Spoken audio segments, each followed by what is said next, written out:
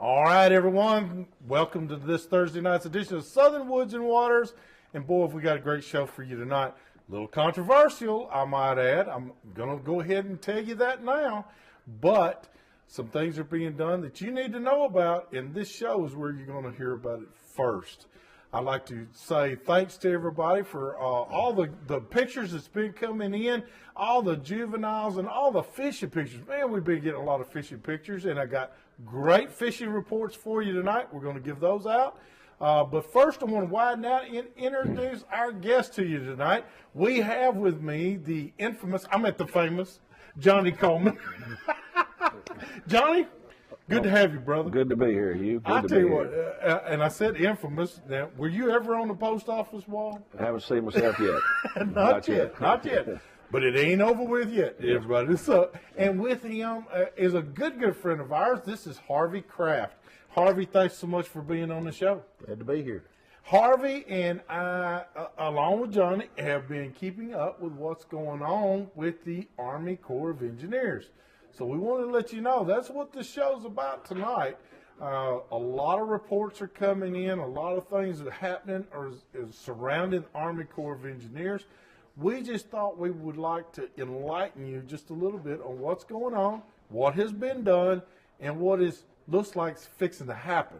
Kind of sad in all around. Generally when we hear about it, it's a done thing. It's a done deal. That's right. Well, let's start them off because we went back in February. We went to one of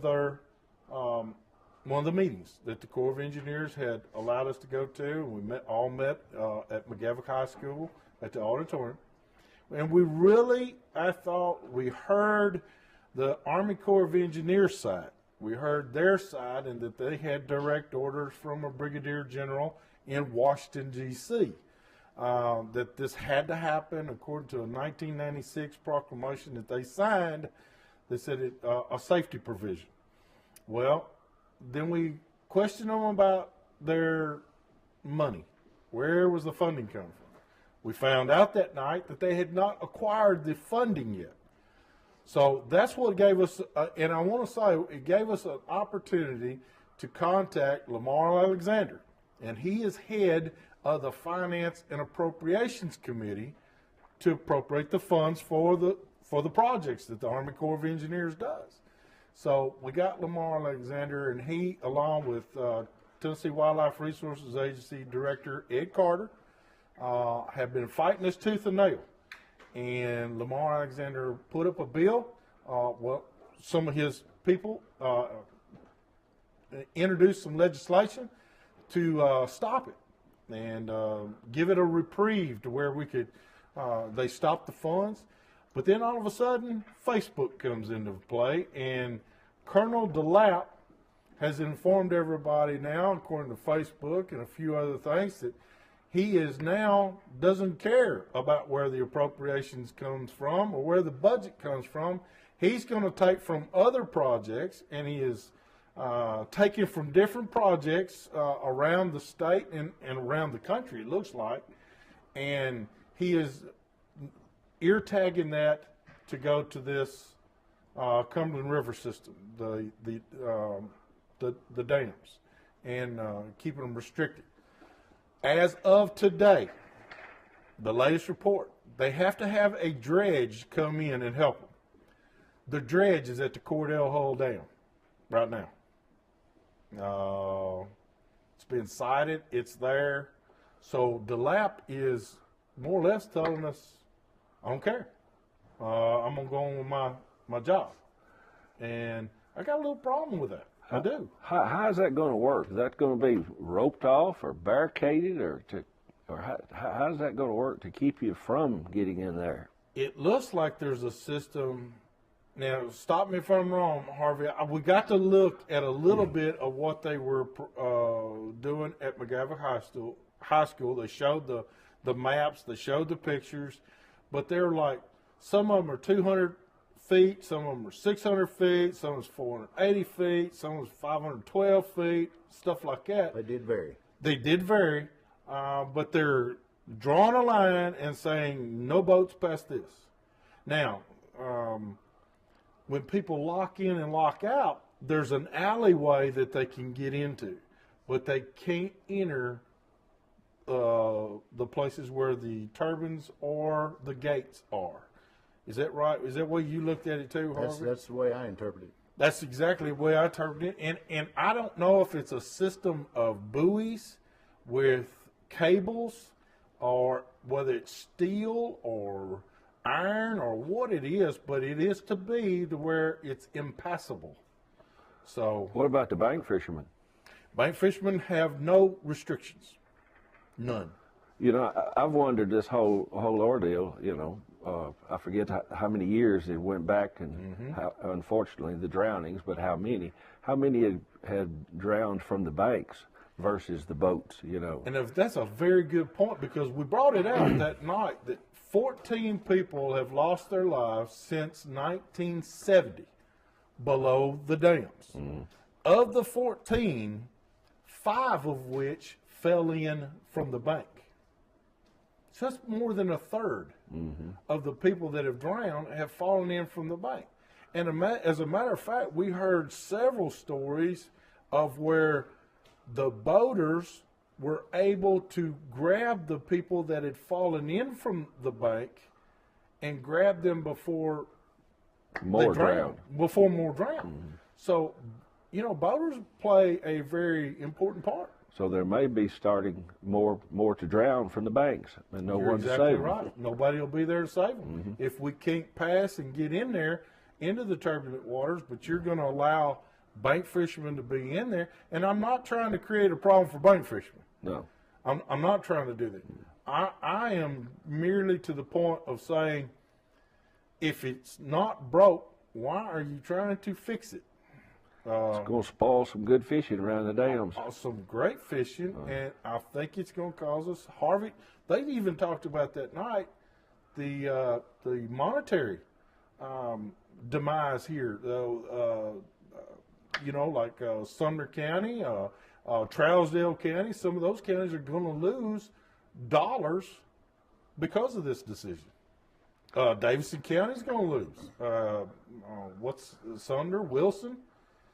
I don't know about Wilson. Yeah, Wilson. Yeah. They would lose too. So they bring those dollars in from fishing, and when you're taking away part of the best fishery there is.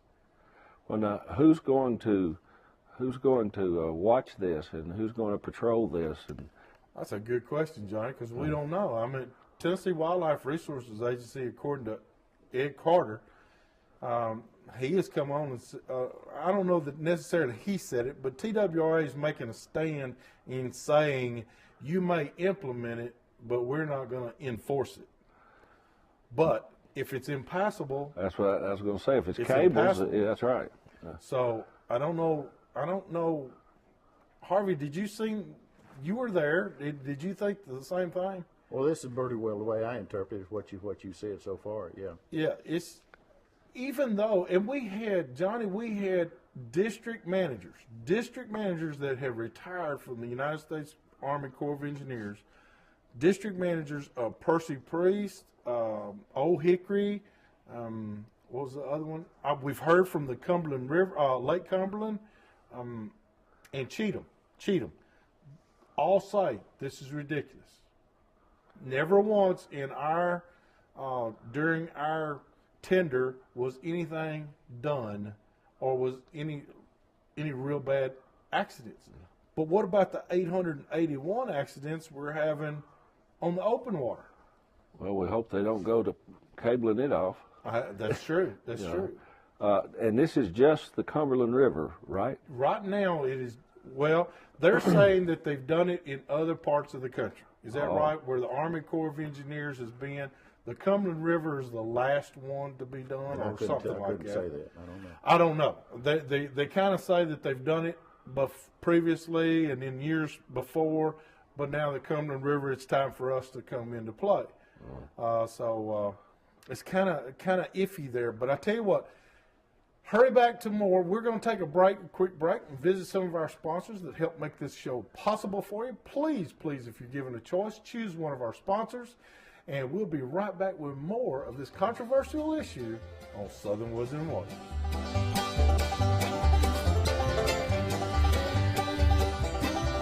This segment is being brought to you by Stan Sloan Zora Bait Company, where setting the hook is an everyday thing. All right, welcome back, everyone. This week's Pictures of the Week is being brought to you by Flowers Garden Center. I'll tell you what, they had their big grand opening again today. So go on out there. They are officially open for business. If you're not like me and you don't have a green thumb, you better go on out there to Mike and Deborah Flowers, because their green thumb is just all over the place. They got all kinds of potted plants that you can make your place look really, really nice. Our first picture, hey, this is Ricky Mallory and Austin Meeks, and they were at Nickajack. They represent, yahoo, Middle Tennessee State University bass team, and they did take home the first place gold over there at Nickajack. And that's just a great, great picture. And we got our next picture here. There they are again. That's when they just got through weighing them in. They had 28.18 pounds, and they took first place. And just a great, great job. They were 5 pounds ahead of the second place, too, I might add. This is Brooklyn Fuquay's last day of the spring break. Look at that smile on her face. She doesn't know she's got to go to school the next day. But this was on Cheatham Lake, and she's just tickled to death. She got that nice little fish. Then again, we got on March 30th, a big tournament out there. I wanted to show you. That's Mike and Nina Boland's tournament. First place was Eric Blankendahl and Brent Pedrick. And they came in with 17.51 pounds. And second place, Big Fish, with a 4.13. And then also second place here is Mike Boland and Jimbo Blair. You've seen him many times on here. They had 11.69 pounds and just happy to get off the water. I heard it was really, really cold that day. Hey, you can send your pictures to us here at Southern Woods and Waters, 474 James Robertson Parkway, Nashville, Tennessee, 37219, or simply email them to me at hugh@southernwoodsandwaters.com. We'll get them on here fast. Keep them coming, because we have got a load of them coming in right now, especially all those juvenile turkey hunters, and a lot of the grown-ups got to go do the big boy and big girl shooting this last Saturday, and just a lot of people bringing them in. We just like to see ladies and gentlemen and families getting out there in the woods and on the water and just having a good time. But Johnny, of course, Johnny's been on here a couple of times. Johnny is my resident Percy Priest man. Right. I'm telling you, he has played in every ditch, cover, and hole, and climbed a bunch of stumps and everything else before they ever flooded Percy Priest. And Johnny, what do you think? I mean, you used to play all around, and now they're going to. We did. They're going to keep you from. We waded the river. We had trot lines. We washed car in it. You know, we never had any problems no, back then. No. And then, well, just like your college pictures there, you know, you're showing. Imagine if we could have went to school, provided we could fish. Isn't that the truth? You know, I might win one every now if I had a college degree. I think my son would still be in school. There you go. I'd be like 52, still in a sophomore.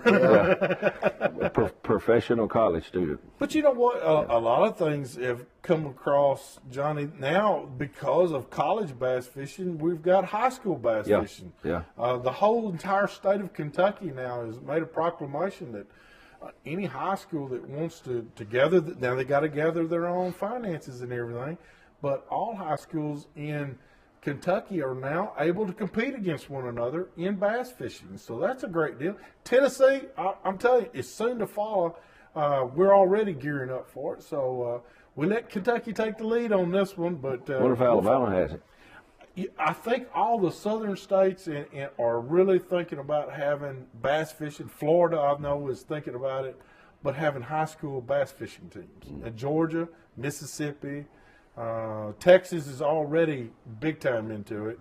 So Louisiana will be one of them. And I just think it's a grand thing to get kids, you know, focused on something other than. That's right. That's my point. Well, how was the old cliche? If your child's out fishing, you know where to find him. That's right. You know where to find him. One of you's either got a rod in his hand or a net in his hand or her hand. So, but Harvey, would you have turned out like you are now if you could bass fish from high school? Probably not. I think I'd probably be a little bit better fisherman. Hopefully. Me too. Yeah. Well, now, Harvey, what did you take from this? I mean, you knew that did you understand that the dredge barge is at Cordell Hull? Did you Just heard that today. Yep, we just heard about it today. And so, what strikes you as a fellow Tennessean and a fellow fisherman? And we've done all that. We've been to the meetings. We've done everything we know to do. How does it affect you? That's a good question, because I don't know whether we really know right now how it's going to affect us all. I don't either. It's just going to be down the road, and it may not be as bad as we may think. I don't know. But anything is bad. But, I mean, it could be worse than what we might think. My deal is, Johnny, do you feel helpless? Well, you are. Where do you turn to if your congressman can't stop it, or your other electoral officials can't? Where do you do? I am a avid supporter of people that are trying to keep our rights and our hunting and fishing rights and ability to. I mean, I stood up in that Corps meeting and said, you took my family's tax dollars and you built it. You're taking my tax dollars and you're maintaining it. You're taking my tax dollars and you're administering to it.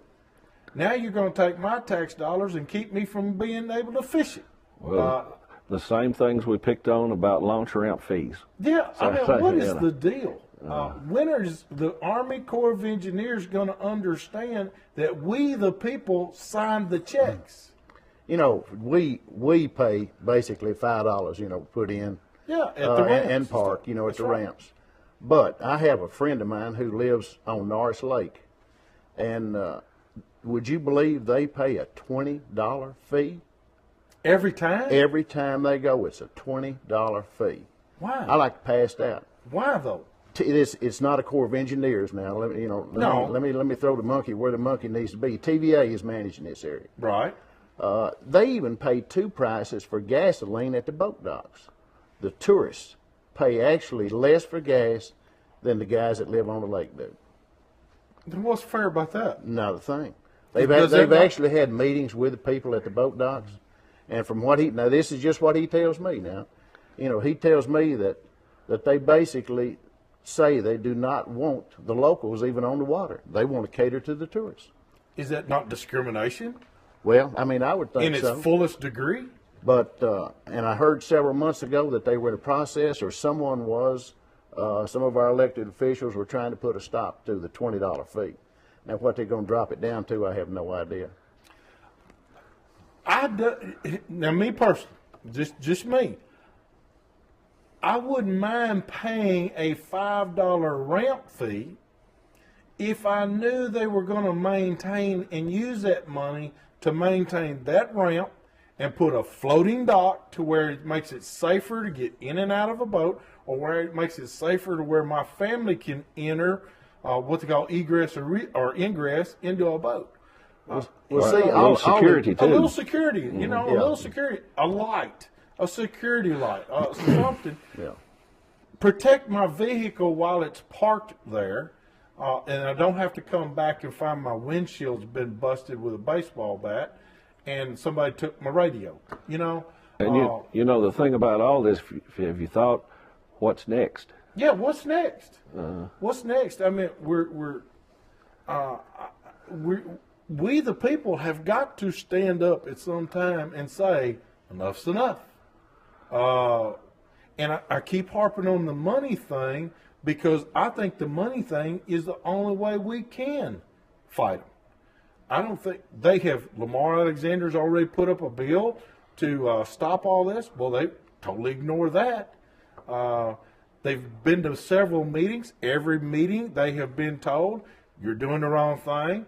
They listen. They don't care. They don't. Who's in charge of them? That's what I don't know. See, I know that they get their orders out of Washington, D.C., and we got to see that it was a brigadier general and it was a woman, Martha something, that was on the pamphlet that they handed out. Now, they gave us full information on what the Corps was doing, and we listened. I don't totally agree. Like several people did, like the majority did. We didn't agree. But just to come in and not even listen and just shut it down. Now, the state of Kentucky is fighting them tooth and nail. They're real serious. They are stirring up congressional committees left and right to stop it. But, guys, what do you think? All right, if this is the dams on Cumberland, what about who's in charge of the Tennessee River dams?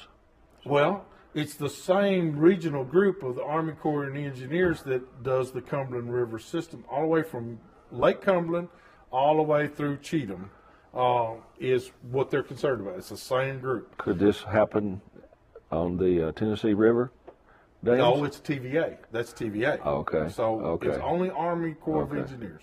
Hey, we got to take and go to our tip of the week right now, so let's go listen up. Southern Woods and Waters product of the week, brought to you by FowlQuest. All right, this week's tip of the week is I want you to consider a line change. Now, most people would look at me and go, what? A line change. Think about this. I have been fishing recently with a good friend of mine, and one that I is my local little hero, Chris Snow. But I tell you what, he is making me an avid believer in using braided line. He throws everything with braided line, whether it be a topwater, a jig, a crankbait.